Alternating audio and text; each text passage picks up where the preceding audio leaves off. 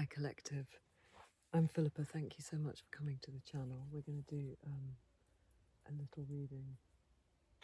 I've scared them off. Oh no, they're there. There's 2 deer in the field and I did a little video because I always say that and I think it looks like I'm making out because you can't see. But actually they are there and they're not in shot at the moment, I don't think. But I might try and put the video on, tag it on to the back side of it if you're interested. Oh, there's a little baby. There's a mummy and a daddy and a baby. They've been quite skittish. It's interesting. Or maybe, yeah, there's 3 anyway. 3 number of Tree of Cups, the Empress in the major. I wonder whether that's focusing on those beautiful clouds behind me. Sometimes when I do this, turn around completely, you can see the clouds. I wonder. They're really gorgeous. Anyway, I saw a feather, a white feather on the way down here. I'm tempted to put deer in as well because I always put a little symbol just so that people know if it's got an extra resonance for them. But I saw a beautiful white feather and I think that's what I'm going to do because the deer are here most mornings. Oh my god, I saw a wild boar this morning. 10 years I've been waiting for this time. And there they were, 11 or I think it was 12 of them, a whole family. I thought I was seeing deer to start with. Oh, the excitement, I can't tell you. Anyway, there is a wild boar reading in honour of that, that is paired with Virgo, I want to say. Anyway, you can check it out. You have to, if you're looking for the symbols on all my little thumbnails, there's the name, there's a picture with the little symbol somewhere and it's indicated by the pink bird. So if you suddenly feel like a reading and you think, oh, it says Aries, check out the symbol, and if it relates to you, I hope that you'll resonate with the symbol. It's just another way of, obviously, you know, getting my videos seen, but really the main idea is that this idea of a kind of, I'm going to look at the clouds again because they're so beautiful, the idea of a resonance that we can create between us as a community. Anyway, let's see how it works. So I'm going to do a Celtic cross with an outcome and a potential outcome from Rachel Pollock's 78 Degrees of Wisdom book. And I need to be slightly aware of time because it gets very dark suddenly and then I'm sat here sort of looking like I don't know, I'm setting up night for nature, camp for Nature Watch, which does seem to be partly what I do a lot of the time. Right, stop gabbing. Oh, your internal state. They came out nice and easily. The 2 of Swords and the Strength, lovely. And what's crossing this collective? The Ace of Wands, nice. And at the basis of their reading, the Ace of Cups. Oh, I had a feeling this was going to be a goodie. Well, don't speak too soon. Something from the recent past. The Star, which I'm going to cover. The 2 of Pentacles and the 7 of Pentacles. That goes in the bottom back there. You see? So that's your recent past. And a potential outcome, please. A potential outcome. It's quite nice. They sort of look like they were running away. Go away, Mossy. They were running away from me, but they seem to be coming a bit closer. I'm wondering if I do this a little bit. And then I turn.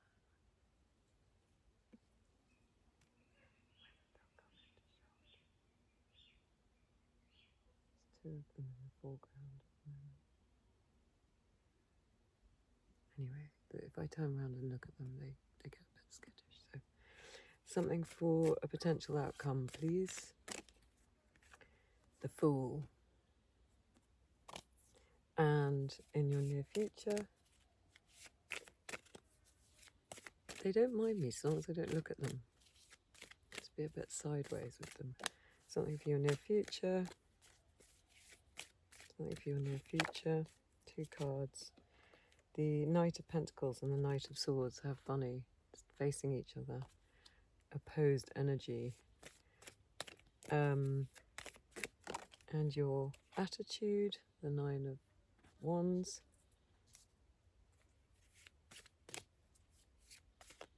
I heard someone closer just now.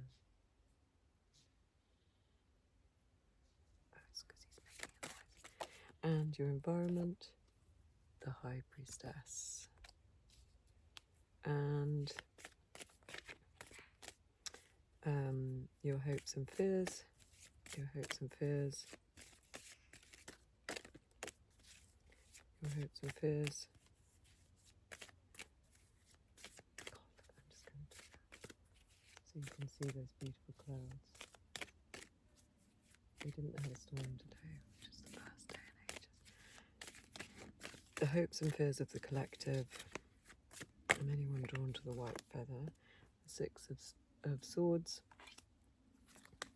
and an outcome. An outcome, please. 2 cards. I like how they're flopping out. The Moon and the King of Cups. Okay, well, we're capping these anyway. So, we've got 2, 3, 4, 5 majors, but we've got more than the average 10 card. We've got 13, 14, 15. But, you know, a third of the cards are majors, so it's quite a big time in your life, I would suggest, collective. And we've got 2 aces, and we've got, oh, actually there's more than that. 1, 2, 3, 4, 5. Yeah, sorry, I was just checking about the majors. 2 aces, and the High Priestess, and then her minor, which is the 2 of Swords. So there's a lot of intuition coming to play here. That's really highlighted for me. And there's also another 2. So this time of kind of decisions and pathways and balancing options. Gosh, they're moving all over the territory at the moment. And in the basis of the reading, a new opportunity, something that you really love.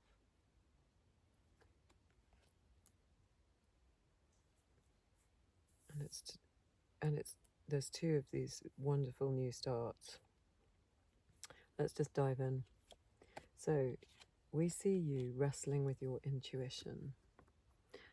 We know it's kind of quite a major thing, and I feel like you're deciding whether you're going to use your intuition or not. I know that sounds weird, but you've got the female alchemist here, and so she can, you know, she's incredibly witchy and persuasive. You can see her with the lion. She can get his mouth open. She can manipulate his actions. So it's either her more wild, untamed, trying not to look at the deer because I can see that they're, see them. If I slowly turn my head, they don't like it when I turn my head. So they seem to know I'm looking at the camera, but you can see them anyway. Yeah, so you're wrestling with a decision because the moon is still up in the air, even though we know really that you must be kind of, you've got the High Priestess elsewhere.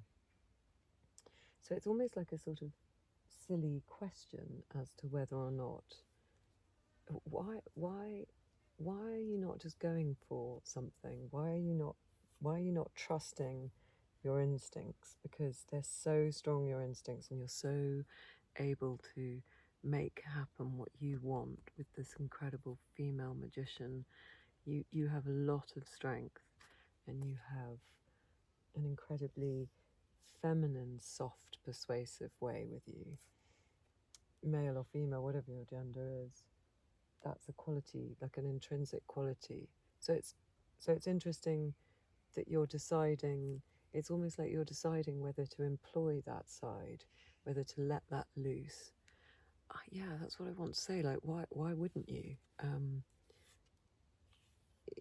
Because she's such a sort of small character, really, compared to what we know is really in your reading, the High Priestess. don't play small if you've got these big energies around you, and trust yourself. I'm looking at the tiny little dots of moonlight. I've never seen that before on this card, on the water behind, like sort of magical, bedazzled, beguiling moonlight. It's that's behind her. It's like make the decision, put the swords down, look at this incredible scene behind you. I want to say appreciate who you are.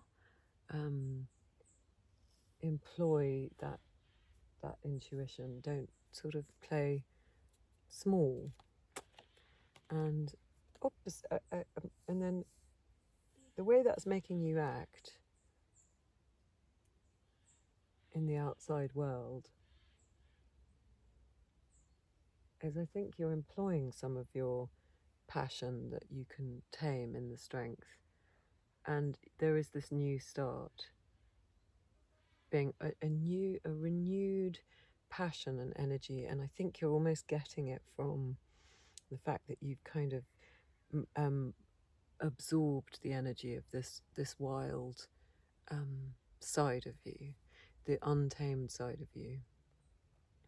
And you're getting into your instincts, and that lion energy is sort of coming up through your being, and you've got this new creative spark, an idea that's kind of almost divinely led, and it's really passionate, and it feels very sustaining and nurturing.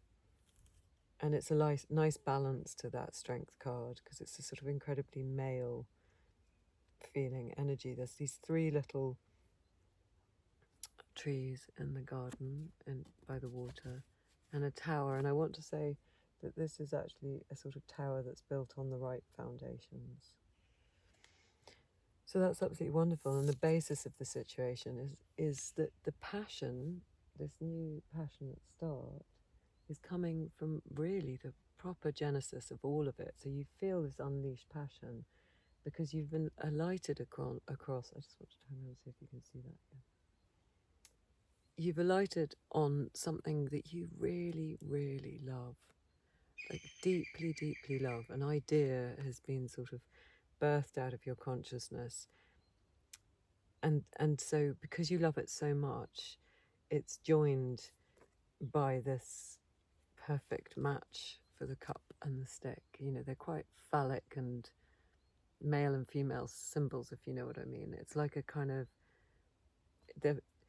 he's been conjured out of this love. It's so right. It's a right fit for you, whatever this is, and you're going to have the energy to achieve it. So that's amazing. And then in the recent past, so we see you having healed with your star card. I'm just going to put this over all her nudity. You can see that you've been healed, and you're now feeling, after the tower moment within the major arcana, which we haven't actually got here, but you now can put back into the environment. You're this kind of inspired by the pink bird, generous figure of Persephone, fresh from the underworld, and you don't need clothes indicating you're your true self. You sort of turned up as your true, healed, inspired self. Amazing. But flanking that beautiful reality, we have a sense of sort of patience that needs to be employed, and juggling of something. So it's like this side is coming out because we know there are these new starts and the strength, and you're making a kind of last minute decision. And this second two suggests you've been going backwards and forwards in your mind as to how you're going to bring out this new ultimate you reality. It feels a bit like it's going to take a little moment to get it out, and you might be juggling. You know, let's hope you make that decision and go with your kind of true, ferocious, creative, persuasive strong nature. But, oh, there's one over there. But it feels as if there's some sort of juggling still to be done. He's quite happy, and they're both wearing red around her nakedness, so there's passion is still there in spades of that Ace of Wands. But there's just a little bit of kind of tilling the soil, building this project. Don't get frustrated with it just because we've got the Ace of Wands there. There are things you need to juggle into position, and there's going to be a little bit of a weight. But the ultimate outcome, potential outcome, is this new start, this amazing, cliff leaping, exuberant moment of beginning again, going through the whole cycle again, starting with a new project. And what can I see here? His lovely little dog. How closed his eyes are. He just, and how sure he is. His chin is very lifted to me, and sort of almost, not defiance, but almost like, I know I'm doing the right thing. This amazing cliff top that he's about to step off with everything he needs. And the most important part of what he has is a sense of enthusiasm and initiation that comes from those ones, which gives him a kind of confidence to pull this off. And it gives him wind in his sails. So don't get too stuck in this two energy. I hope that actually what I'm seeing in your inner being is that you were wrestling with a decision, and then this larger part of you, this female magician, has come in and made the decision to start this new, to go with this new enthusiasm, this new love. And then in the near future, we see the Knight of Pentacles and the Knight of Swords. It's so curious. Look, they're facing each other. The fastest knight and the slowest knight. And arguably one of the fastest cards in the deck and one of the slowest cards in the deck, facing each other. It's so arresting. Look. It's almost like the Knight of Pentacles has just been sat there saying, yeah, I've been waiting. How long did it take you to get the idea, Knight of Swords? Can you come in and get this pentacle? I've been waiting there for you. That's what I'm seeing. There's a sort of steady part of you that relates to that strength, the yellow of the strength and the yellow of the Fool, an optimistic, steady, self-knowing, strong, persuasive, magical part of you that's always been there and has this sort of beautiful, fertile ground that's just waiting for you to come and, you know, he looks like one of those, what was that film about, it was a really naff film back in the day when I was much younger and I loved it. It was about Tom Cruise and Nicole Kidman, that was it. And they were arriving in America from Ireland, and they had to sort of ride out like pioneers and stake their land. And this reminds me of those kind of dashes for land that people did when they were doing those pioneering land grabs in America. So sort of, you know, a fast and furious sort of dash to claim your territory in this new start. But actually, the Knight of Pentacles, with all his steadiness and good practice and stuff, it feels like he's been doing something all along that you are now about to kind of level up with. So he's got all this kind of consistency and good practice, and he's sort of back to back with he's an ally of your inner self, the strength. He's just like, yeah, God, that took you a while.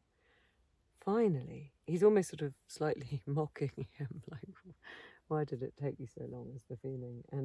But he's in his beautiful, steady energy, waiting for this kind of slightly helter-skelter approach, like as if you're worried it's going to go away. And the Knight of Pentacles is like, this has always been here for you, whatever this opportunity is. This is something that you've done repeatedly. It's part of your intrinsic nature. This magical new project with something that you find very beguiling and energizes you, that's always been there. Because look, the steadiness of the female magician wrestling that passion, her love and the passion of the lion have always been, that love and the passion have always been part of you. You just were sort of confused, deciding whether or not to use it, is what I want to say.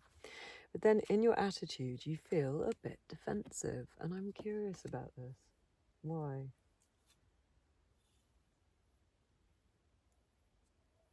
It's just a stage. Oh, I always go on about this, still haven't looked it up. I cleaned that nail. Anyway, it's just a stage. You're just at a stage. You're at a stage of feeling a little bit exposed and defensive. What other nines have we got here?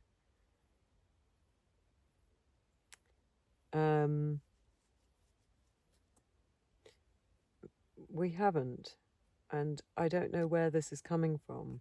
And it might be the original reason why you hesitated to make the decision to do this. Maybe in the past you've used your passion and it's backfired on you, or you felt a bit exposed. Because yeah, he looks a little bit like he's hiding behind that wand today. He's got 8 wands. That's interesting. He's got 8 wands planted in the ground. Have you used some communication before that you felt, you now feel defensive about? So something like writing messages, social media, communication, using your ability to give messages in some way that has left you, it wasn't received properly, or you didn't follow it through. But no, I want to say you felt under attack having used it. And even though it's your great passion, I suspect, because the 8 of Wands, and also the 8 of Wands, not only is it communication, but they all focus, like, so it's like, have you once before had a great goal and aimed yourself towards it, and something didn't go the way that you wanted it to about that goal, so you're now really nervous to step up and claim this prize of the love and the perfect sort of fertility of this project, because it makes you feel nervous, because last time you aimed at something like this, it left you feeling a little bit exposed and unsupported and prickly, because you loved it so much, I suspect, that, and if it wasn't received properly, that would be very hurtful. And oh, I didn't bring my scarf. And in your environment, the High Priestess, so we know you are, I mean, firstly, whenever we see the High Priestess, you say, what does that make you think is in your environment? But you're not there for me to ask you that. So what I'm saying I see out of her is, that moon is now at her feet.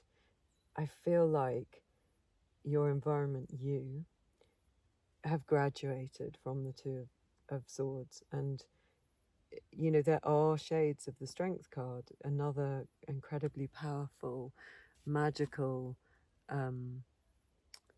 female priestessy type figure, a bit like the Strength. And so I want to say that I think you're kind of surrounded by this kind of matter. I suppose, you know, it's interesting that the white feather turned up, which is a symbol often of communicating with the angelic realm or past people or your guides. Maybe this is just kind of part of your DNA, is to operate in those spaces. And I really suspect so, because we see what your inner self is like, and you are finally acknowledging that about you. And the lovely thing I read in a book the other day, in the Rachel Pollock book for the other deck that will, if I don't run out of time, we will cap this with, was that she sort of is possibly the wisest card in the pack, because she just looks and sees the true nature. It's not like she has special esoteric kind of knowledge of things that are hidden to man. Her knowledge is really, and I love this, from the fact that she can look and receive and see the true nature of things and how amazing everything is. And that feels a lot like the Star and the Ace of Cups and the Ace of Wands. Something about the way you see the world is quite magical, and I think it needs to be part of how your communication about that, or your new project will probably be around those themes. And your hopes and fears are to take yourself and all your parts from rough water to calmer waters, but it's a very sketchy place that you're hanging out in. More light required. Okay, I'm going to need to put myself a bit closer. You're using a wand to get you there. One hand is coloured in, the other is just white, like pure potential, and you're headed to this sort of sketchy shores. You don't quite know where you're going, but you're putting all your knowledge of all these swords, that all the lessons you've learnt in the past, into your boat, and you're rowing all parts of you safely with your passion to another shore. And you know that will be a fear too, because you probably don't know what's on the other shore, and that's because we can see that, and that even though you know you have to do this, you need to get out of the rough waters, it's still nerve-wracking, isn't it, when you change course, when you move. It's a bit like emigration, I want to say. People are forced to flee their country, and they know that they're trying to make them and their loved ones safe, but still must be terrifying to not know. And when I say emigration, I mean relocating because of war zones and things like that. So, and the word for that is, I don't know. I haven't drunk enough water today. My brain's not kicking in. It really shows, it makes a real difference. Anyway, still the messages are coming through. So at the end, more of this water. So you're still not quite out of the Six of Wands, Swords energy, because rough water from the Moon card, rough water that the King of Cups is in, but it still feels, because it's got such an intuitive feel here, and we've got two cards of the intuition, and because we've got the Star card, so we see you so happy in the starry sky. I know that the Moon card indicates confusion and murkiness, and it can be like interestingly deciding which part of your nature to go with, the wild fox or the tame dog. Or maybe they'll just work together, like your Ace of Cups and your Ace of Wands, I want to say. But it feels, both of these can be seen quite negatively as feeling a bit all over the place and wobbly. So there could well be a sense of feeling wobbly about this new start. I'm not going to deny that. But I also want to say that if you can lean into it, these are sort of part of your intrinsic strengths. It's sort of very Piscean energy. I mean, Cancer is the moon, and I always think of the King of Cups as a Piscean, but it's that kind of watery ability to exist in the emotions. And of course, that's partly your intuition.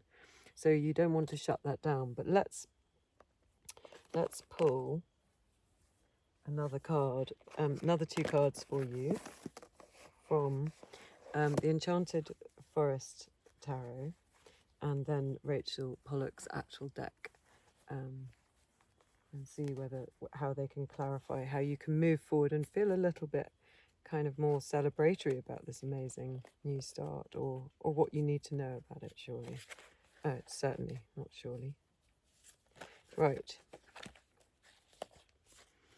So, could you, oh, no, we can't have all of that. I mean, that's an interesting card of feeling scared at night, but needing to That's another card of worry, but there were so many, I'm just going to let the cards. Could you please direct the collective as to what they need to concentrate on? Yeah, that's lovely. This one keeps coming up. The Ace of Chalices, or the Ace of Visions, rather. It's basically, in a nutshell, saying, can you see how amazing you are? And this reminds me of that pool and the star card, and it often turns up for me with the star card at the moment. It's sort of saying, see your true nature, see how incredible you really are, and then it will help ease your worries. Serenity, compassion, spirituality, kindness, a new way of seeing, a gift of love, water element, water again, as I was saying. The enchanted aloe for visions is the swan, renowned for their grace and beauty. Swans are also powerful, strong, fierce, and faithful in love. So they have a ferocity like that lion. I think this is saying, don't see your emotional nature as a weakness. Realise, oh, the bats are out now. That's nice. Realise that actually there's great strength in it. They mate for life in marriages that may last 20 years. Swans are emotional and expressive creatures, calling out in triumph when they roust an enemy, emitting one last lament as they leave this life. The swan says, a dream is a wish your heart makes. A dream is a wish your heart makes. Okay, that's interesting. The swan's gift to you is a tiny enchanted pool in a secluded glade where the water is still. It becomes a magic mirror. All that you desire is reflected here, and most importantly, so is your own true self. You have nothing to fear from this. Your swan knows that your true self is noble, pure, and beautiful. And then it says, do you see the irises reflected in the water? Irises symbolize the connection between heaven and earth. Where are those? So I can point them out. Oh, yes, at the top. Quite difficult to see. But the iris is obviously a symbol that also appears on the temperance card. So it might imply a little pause to get your steady feet in this new amazing world. But remember that your extreme emotionality is linked to your connection to the waters that are completely hidden here, the waters of deep knowledge and intuition, but they're behind her drape, but really they're so huge, and she's so in connection to that. And also the little pool on the star card, you know, it basically says, do not see your extreme emotionality as a weakness. This is your super strength. Can you lean into it now, please? Whatever your past experiences are.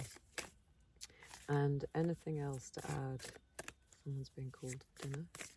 Anything else to add?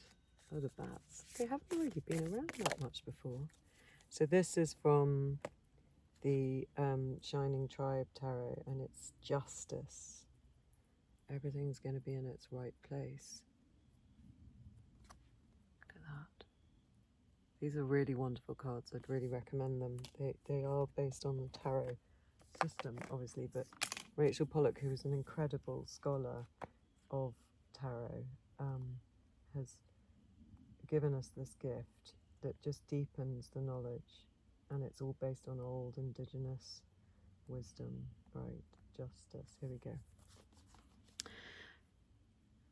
She sits in the smoke.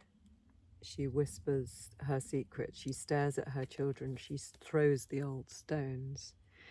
As Trump 11, justice sits in the centre of the major arcana. It represents the truth of who we really are, what we have really made of our lives, and the need to take responsibility for creating our own future. Self-knowledge brings liberation from fear and guilt and passivity. Just accept that gift of knowing how wonderful you are, and that's a really important lesson, the truth of who you really are. And don't be passive. Don't wait to let us all see that.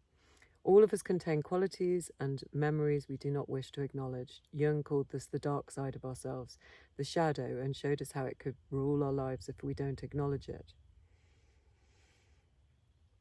Yeah, there's only real hints of that with the Nine of Wands. Looking at this card, psychologist and tarot teacher Tana Deneen named her shadow woman, a fitting name for a figure halfway to the world, shining woman.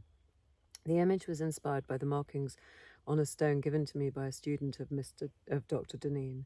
The stone contained the hint of a face which I have brought out, and the suggestion of a child clinging to the woman's side. Sitting in her smoky cave, she also represents the oracle at Delphi in ancient Greece. So there's your intuitive side that I was picking up on with that double indication of the high priestess. Delphi was the most famous site of divination in the ancient world. People went there to discover the future, as do people do with oracles, but as with tarot, some understood it more deeply as a place to gain understanding. The Temple of Apollo as to discover the future, but actually it's about understanding, which is how I like to use tarot. The Temple of Apollo at Delphi bore the words, "Know yourself."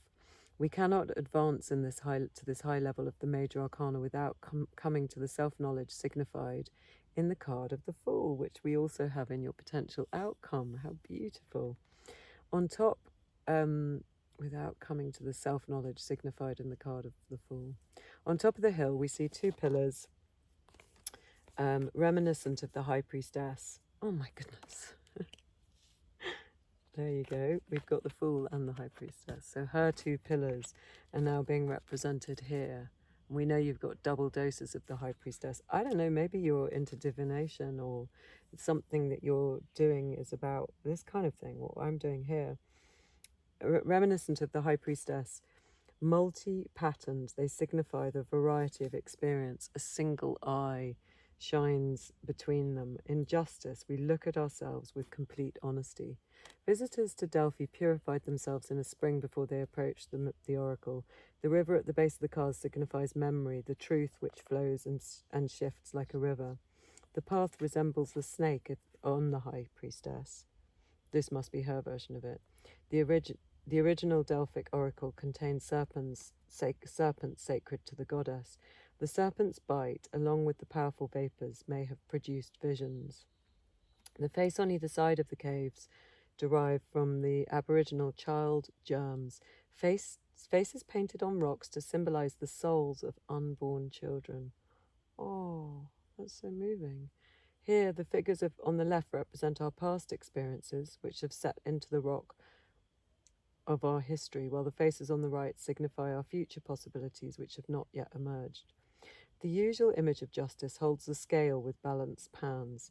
Here we have 2 pans on the ground in front of them. We see 5 in each pan. The pebbles inside and around them suggest divination by casting stones. We see 5 in each pan, the 4 physical elements plus the spirit element of ether. The pans are in harmony with each other. Justice balances past and future, our actions and the actions of other people. Opportunities and responsibilities. The discarded stones teach us that truth doesn't really come easily. We cannot just believe whatever we want, but instead must make real assessment that may include discarding old beliefs. We must weigh our experience, look carefully and honestly at our lives. This is the challenge of justice: honesty, self-knowledge, commitment to the truth, fair treatment, a just outcome in legal situations. I just think it's saying know yourself. It's emphasizing that new beginning, your amazing abilities with intuition. I just can't say it any other way. With the King of Cups and the Moon in your future, in the outcome, and the Major and the Minor High Priestess, and the Strength card, and the Star card, and then this beautiful vision of yourself with Iris. What did Iris represent? Sorry, let me just read that once more. She represented the connection between heaven and earth. Say no more. Know who you are. I think whoever's turning up to this collective, the collective and the symbol of the white feather, it didn't look dissimilar to this, funnily enough. The white fluffy feather I saw. Of course you are very talented in this area, and I'm sorry that maybe the world wasn't ready for your talents when you last tried to use them, but I'm afraid there's no getting around it. This is your time, and the world really needs people with this depth of wisdom and an ability injustice to be so sort of measured and fair and true.